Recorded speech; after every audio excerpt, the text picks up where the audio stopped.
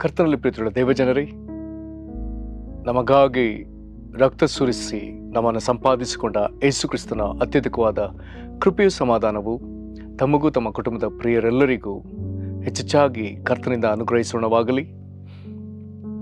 ಯೇಸು ಕ್ರಿಸ್ತನ ರಕ್ತದ ಕುರಿತಾಗಿ ತಿಂಗಳು ಧ್ಯಾನಿಸುತ್ತಿರುವಲ್ಲಿ ಈ ದಿನ ನಾವು ಧ್ಯಾನಿಸುವಂಥ ದೇವರ ವಾಕ್ಯದ ಭಾಗ ರೋಮಾಪುರದವರಿಗೆ ಬರೆದ ಪತ್ರಿಕೆ 3ನೇ ಅಧ್ಯಾಯ 25-26 ವಚನಗಳು.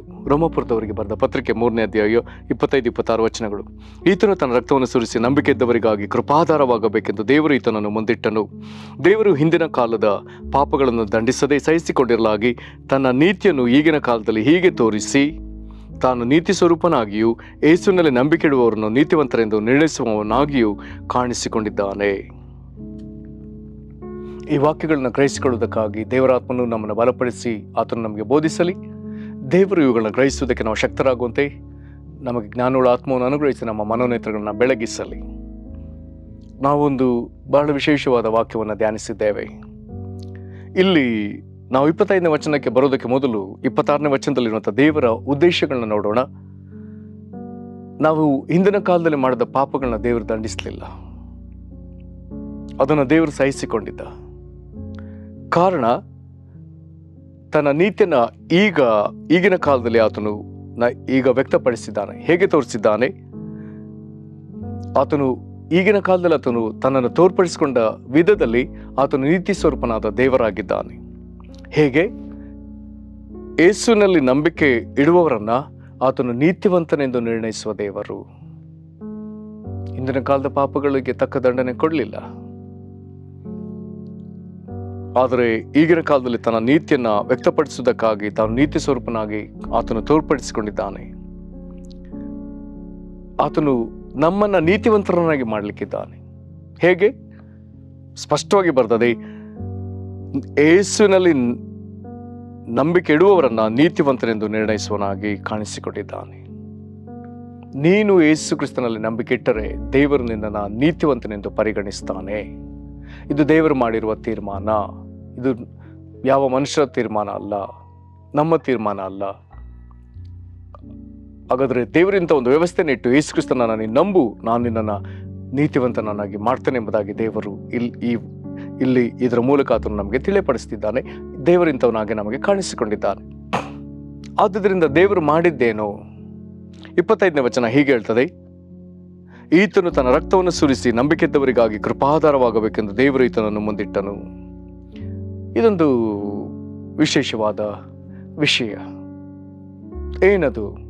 ದೇವರು ನಮ್ಮ ಒಬ್ಬೊಬ್ಬರ ಎದುರು ತನ್ನ ಮಗನನ್ನ ಆತನು ತೋರಿಸ್ತಿದ್ದಾನೆ. ನಮ್ಮ ಕಣ್ಣೆದುರುಗಡೆ ತನ್ನ ಮಗನನ್ನ ಆತನು ತೋರಿಸ್ತಿದ್ದಾನೆ. ಹೇಗೆ ತೋರಿಸ್ತಿದ್ದಾನೆ? ಎಂಥವನನ್ನು ತೋರಿಸ್ತಿದ್ದಾನೆ? ರಕ್ತ ಸುರಿಸಿಕೊಂಡಿರುವ ಯೇಸುವನ್ನು ತೋರಿಸ್ತಿದ್ದಾನೆ. ಪ್ರಿಯರೇ, ಈ ರಕ್ತ ಸುರಿಸಿದ ಯೇಸುವನ್ನು ನೋಡುವಂಥದ್ದೇ ಒಂದು ಅದ್ಭುತವಾದ ಅನುಭವ. ಇದನ್ನು ಕಂಡ ಜನರು ತಮ್ಮ ಪಾಪಗಳ ಅರಿವುಂಟಾಗಿ ಅವರು ಬಿಕ್ಕಳಿಸಿ ಅಳ್ತಾರೆ.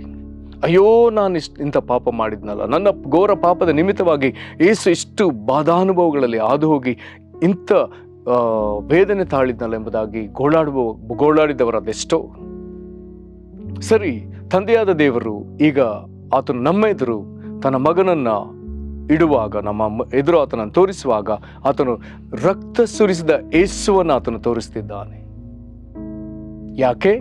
ಆತನನ್ನು ನೋಡಿ ನಂಬಿದವರಿಗೆ ಆತನು ಕೃಪಾಧಾರವಾಗಬೇಕೆಂದು. ಇಲ್ಲಿ ಈ ಭಾಗದಲ್ಲಿ ಒಂದು ಪದದ ಅವಶ್ಯಕತೆ ಇದೆ. ಯಾವುದು? ಪ್ರಾಯಶ್ಚಿತ್ತ ಬಲಿ. ಯಾಕೆ ನಮ್ಮ ಮುಂದೆ ತೋರಿಸ್ತಿದ್ದಾನೆ? ಇಲ್ಲಿ ಕೃಪಾಧಾರ ಈ ಭಾಗಗಳು ಬರುವಾಗ ಇಲ್ಲಿ ಒಂದು ಪದವನ್ನು ನಾವು ಗ್ರಹಿಸಬೇಕಾಗ್ತದೆ. ಕೃಪಾಧಾರದಲ್ಲಿ ಒಂದು ಪದವು ಬರ್ತದೆ. ಇದು ನಮಗೆ ಏನನ್ನು ವಿವರಿಸ್ತದೆ ಎಂಬುದಾಗಿ ಕೇಳಿದ್ರೆ, ತಪ್ಪು ಮಾಡಿದ್ದು ನಾನು, ಆದರೆ ಶಿಕ್ಷೆ ಅನುಭವಿಸಿದ್ದು ಆತನು. ಹಾಗಾದ್ರೆ ತಂದೆಯಾದ ದೇವರು ರಕ್ತ ಸುರಿಸಿದ ಯೇಸುವನ್ನ ನಿನ್ನೆದುರು ನನ್ನೆದುರು ಇಡುವಾಗ ತಂದೆಯಾದ ದೇವರು ನಮ್ಮ ಮುಂದೆ ತಿಳಿಸ್ತಿರುವಂಥ ಸ್ಪಷ್ಟವಾದ ಸಂದೇಶ, ಮಗುವೆ, ಮಗನೇ, ಮಗಳೇ, ನೀನು ಮಾಡಿದ ತಪ್ಪಿಗೆ ಅದಕ್ಕೆ ಪ್ರತಿಯಾಗಿ ನಾನು ನನ್ನ ಮಗನನ್ನು ಬಾಧಿಸಿದ್ದೇನೆ. ನೀನು ಮಾಡಿದ ತಪ್ಪಿಗೆ ಪ್ರತಿಯಾಗಿ ಆತನನ್ನು ನಾನು ಬಾಧಿಸಿದ್ರಿಂದ ಆತನೀಗ ರಕ್ತ ಸುರಿಸಿದ್ದಾನೆ. ನಿನಗೆ ಬದಲಾಗಿ ಆತನು ಈ ಬಾಧೆ ಅನುಭವಿಸಿರುವುದರಿಂದ ನೀನೀಗ ಆತನನ್ನು ನಂಬು ಎಂಬುದಾಗಿ ತಂದೆಯಾದ ದೇವರು ಒಂದು ಸ್ಪಷ್ಟ ಸಂದೇಶವನ್ನು ನಮ್ಮ ಎದುರಿಟ್ಟಿದ್ದಾನೆ. ಹಾಗಾದರೆ ನನ್ನ ಪಾಪಗಳಿಗಾಗಿ ಯೇಸು ಹೀಗೆ ಬಾಧೆ ಅನುಭವಿಸಿದ್ನೋ, ನನ್ನಿಂದ ನನ್ನ ನಿಮಿತ್ತವಾಗಿ ಈತನು ರಕ್ತ ಸುರಿಸಿದನು ಎಂಬುದಾಗಿ ನಾವು ಅದನ್ನು ನಂಬಿ ದೇವರ ಮುಂದೆ ಪಶ್ಚಾತ್ತಾಪ ಪಡುವಾಗ ದೇವರು ನಮ್ಮ ಪಾಪಗಳನ್ನು ಕ್ಷಮಿಸಿ ಆತನು ನಮ್ಮನ್ನು ತನ್ನ ಮಕ್ಕಳನ್ನಾಗಿ ಆತನು ಅಂಗೀಕರಿಸ್ತಾನೆ. ಆತನು ನಮ್ಮನ್ನು ತನ್ನ ನೀತಿಯಿಂದ ಶೃಂಗರಿಸ್ತಾನೆ.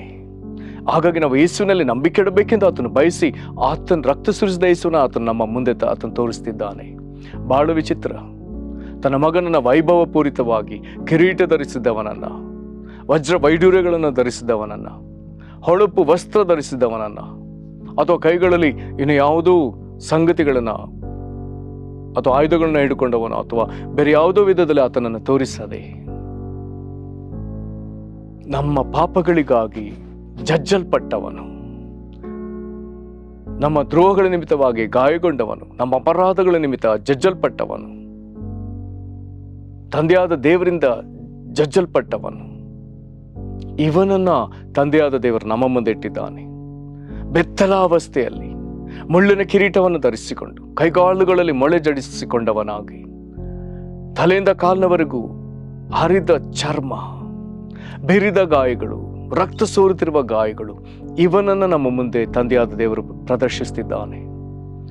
ಈತನನ್ನು ನಂಬು, ನಿನಗಾಗಿ ಈತನು ಬಾಧೆಪಟ್ಟ, ಈತನನ್ನು ನಂಬು, ಆಗ ನಿನಗೆ ಪಾಪ ಕ್ಷಮಾಪಣೆ, ಆಗ ನಿನಗೆ ದೇವರಿಂದ ನೀತಿವಂತನು ಎನ್ನುವಂಥ ಬಿರುದು ಇದು ನಿನಗೆ ನಾನು ಕೊಡ್ತೇನೆ ಎಂಬುದಾಗಿ ದೇವರು ತನ್ನ ಮಗನನ್ನು ಇಟ್ಟಿದ್ದಾನೆ. ಪ್ರಿಯರೇ, ರೋಮ 3:25 ಒಂದು ಬಹಳ ಪ್ರಾಮುಖ್ಯವಾದ ವಚನ.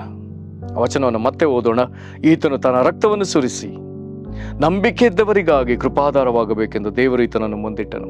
ಹಾಗಾದ್ರೆ ಈತನು ನೀನು ಮುಂದಿಟ್ಟದಕ್ಕೆ ಕಾರಣ, ರಕ್ತ ಸುರಿಸ್ತಿರುವ ಯೇಸುವನ್ನು ನೀನು ನೋಡ್ತಿರೋದಕ್ಕೆ ಕಾರಣ, ನೀನು ಆತನನ್ನು ನಂಬಬೇಕು. ನೀನು ಆತನಲ್ಲಿ ನಂಬಿಕೆ ಇಡುವಾಗ ಮಾತ್ರವೇ ನಿನಗೆ ದೇವರಿಂದ ನೀತಿವಂತನೆಂಬುದಾಗಿ ನಿರ್ಣಯ. ಒಂದು ವೇಳೆ ಆತನ ನೋಡಿ ನೀನು ನಂಬದೆ ಹೋದರೆ, ನೀನು ನೀತಿವಂತನೆಂಬ ನಿರ್ಣಯವನ್ನು ಹೊಂದಿಕೊಳ್ಳದೆ ಅಪರಾಧಿ ಎಂಬ ನಿರ್ಣಯದಲ್ಲೇ ಇರಲಿಕ್ಕಿದ್ದಿ. ಆಗ ನಿನ್ನ ಮೇಲೆ ಮುಂದೊಂದು ದಿನ ದೈವಕೋಪ ನಿಶ್ಚಯ. ಆ ದೈವಕೋಪದಿಂದ ನ್ಯಾಯ ತೀರ್ಪಿನಿಂದ ನರಕದ ಶಿಕ್ಷೆ. ಹಾಗಾದ್ರೆ ನರಕ ಶಿಕ್ಷೆಯಿಂದ ಬಿಡುಗಡೆ ಆಗಬೇಕಾದ್ರೆ, ನ್ಯಾಯ ತೀರ್ಪಿನಿಂದ ಬಿಡುಗಡೆ ಆಗಬೇಕಾದ್ರೆ, ದೇವರ ಕೋಪದಿಂದ ದೈವಕೋಪದಿಂದ ಬಿಡುಗಡೆ ಆಗಬೇಕಾದ್ರೆ, ಈಗ ತಂದೆಯಾದ ದೇವರು ನಿನ್ನ ಮುಂದೆ ಇರಿಸಿರುವಂತಹ ರಕ್ತ ಸುರಿಸ್ತಾ ಇರುವ ಯೇಸುವನ್ನು ನೀನು ನೋಡಿ ಆತನನ್ನು ನಂಬಿ ದೇವರು ನಿನಗೆ ಕೊಡುವ ನೀತಿವಂತನೆಂಬ ನಿರ್ಣಯವನ್ನು ನೀನು ಈಗ ಸಂಪಾದಿಸಿಕೊಳ್ಳಲೇಬೇಕು. ಅದುವೇ ನಿನಗೆ ದೊಡ್ಡ ಆಶೀರ್ವಾದ. ಮಹಾಕನಿಕರುಳ ತಂದೆಯೇ, ನಿನ್ನ ಈ ಒಂದು ಪ್ರಯತ್ನಕ್ಕಾಗಿ ಸ್ತೋತ್ರ ಸಲ್ಲಿಸ್ತೇವೆ. ಪ್ರತಿಯೊಬ್ಬೊಬ್ಬ ಮನುಷ್ಯನ ಎದುರು ನೀನು ಜಜ್ಜಿ ರಕ್ತ ಸುರಿಸಿದ ಯೇಸುವನ್ನ ನೀನು ತೋರಿಸ್ತಿದ್ದಲ್ಲ, ನಿನಗೆ ಸ್ತೋತ್ರ. ಆ ಮನುಷ್ಯನಿಗೆ, ಒಬ್ಬೊಬ್ಬ ಮನುಷ್ಯನಿಗೆ ನೀನು ಯೇಸುವನ್ನು ತೋರಿಸಿ, ಮಗನೇ ಮಗಳೇ, ನಿನ್ನ ಪಾಪದ ಕೃತ್ಯಗಳ ನಿಮಿತ್ತ ನಾನು ನಿನ್ನನ್ನು ಶಿಕ್ಷಿಸದೆ ನನ್ನ ಮಗನಾದ ಯೇಸುವನ್ನು ಶಿಕ್ಷಿಸಿದ್ದೇನೆ ಎಂಬುದಾಗಿ ತೋರಿಸ್ತಿದೆಯಲ್ಲ. ಈಗ ರಕ್ತ ಸುರಿಸಿದ ಯೇಸುವನ್ನು ನೋಡಿ ಆತನಲ್ಲಿ ನಾವು ನಂಬಿಕೆ ಇಡುವಾಗ ನೀನೋ ನಮಗೆ ನೀತಿವಂತರೆಂಬ ನಿರ್ಣಯ ಕೊಡುತ್ತೆ. ಅದಕ್ಕಾಗಿ ನಿನಗೆ ಸ್ತೋತ್ರ. ದೇವರ, ಒಂದು ವೇಳೆ ನಾವು ನಿನ್ನನ್ನು ಹೀಗೆ ಒಪ್ಪಿಕೊಳ್ಳದೆ ಹೋದರೆ ನಾವು ಅಪರಾಧಿಗಳೆಂಬ ನಿರ್ಣಯದಲ್ಲೇ ಇದ್ದು ನಿನ್ನ ಕೋಪಕ್ಕೂ ನಿನ್ನ ನ್ಯಾಯ ತೀರ್ಪಿಗೂ ನರಕ ಶಿಕ್ಷೆಗೆ ಗುರಿಯಾಗಲಿಕ್ಕೆ ಇದ್ದೇವೆ. ಅದು ನಮಗೆ ಆಗಬಾರದೆನ್ನುವ ಕಾರಣಕ್ಕಾಗಿ ನೀನೇ ನಮ್ಮನ್ನು ಕನಿಕರಿಸಿ ನಿನ್ನ ಮಗನನ್ನು ಬಲಿ ಅರ್ಪಿಸಿದಕ್ಕಾಗಿ ಸ್ತೋತ್ರ. ಅಪ್ಪ ತಂದೆ, ನಾವು ಯೇಸು ಕ್ರಿಸ್ತನನ್ನು ನಂಬುತ್ತೇವೆ. ನೀತಿವಂತರೆಂಬ ನಿರ್ಣಯವನ್ನ ನಿನ್ನಿಂದ ನಾವು ಸಂಪಾದಿಸಿಕೊಳ್ಳುವುದಕ್ಕಾಗಿ ಈಗೋ ದಾಪುಗಾಲು ಹಾಕಿ ನಿನ್ನ ಬಳಿಗೆ ಓಡಿ ಬಂದು ನಿನ್ನಮ್ಮನ್ನು ರಕ್ಷಿಸು ಎಂಬುದಾಗಿ ನಾವು ಬೇಡಿಕೊಳ್ತೇವೆ. ಕರ್ತನೆ, ಯಾರ್ಯಾರು ಹೀಗೆ ಬೇಡಿಕೊಳ್ತಿದ್ದಾರೋ, ಹೃದಯದಲ್ಲಿ ಆತುರಪಟ್ಟು ನಿನ್ನ ಪ್ರಿಯ ಮಗನಾದ ಯೇಸು ಕ್ರಿಸ್ತ ನಂಬ್ತಿದ್ದಾರೋ, ಅವರಿಗೆ ನೀನು ವಾಗ್ದಾನ ಮಾಡಿದ ಪ್ರಕಾರವೇ ನೀತಿವಂತರೆಂಬ ನಿರ್ಣಯವನ್ನು ಅನುಗ್ರಹಿಸು, ಆಶೀರ್ವದಿಸು. ನಿನ್ನ ಕೃಪೆ ಅವರ ಮೇಲೆ ಇರಲಿ. ನಿನ್ನ ಮಹಾದಯೆಗೆ ಕೃಪೆಗೆ ಒಪ್ಪಿಸಿಕೊಡ್ತಾ ನೀನು ಆಶೀರ್ವದಿಸೆಂಬುದಾಗಿ ನಮ್ಮ ಕರ್ತನಾದ ಯೇಸು ಕ್ರಿಸ್ತನ ಹೆಸರಲ್ಲಿ ಬೇಡಿದ್ದೇವೆ ನಮ್ಮ ತಂದೆಯೇ, ಆಮೇನ್. ಕರ್ತನು ನಿಮ್ಮನ್ನು ಆಶೀರ್ವದಿಸಲಿ. ವಂದನೆಗಳು.